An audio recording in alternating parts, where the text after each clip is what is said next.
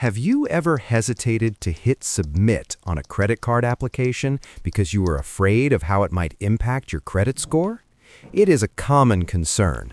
Applying for a new credit card almost always triggers a hard inquiry. This happens because lenders must review your full credit history to assess risk. While a single inquiry typically lowers a score by 5 to 10 points, these small dips can add up.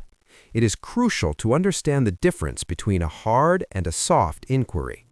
Soft inquiries occur during background checks or when you check your own score, and they never affect your rating. A hard inquiry, however, is a recorded event that remains on your report for 2 years, though it usually only influences your score for the first 12 months. Many issuers offer pre-approval tools using soft pulls. This allows you to see your odds of approval without risking a point drop.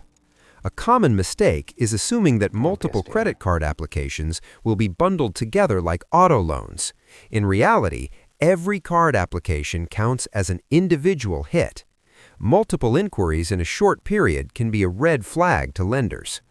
For those with established credit, a single pull might result in little to no change, but for newer borrowers, the impact is more significant.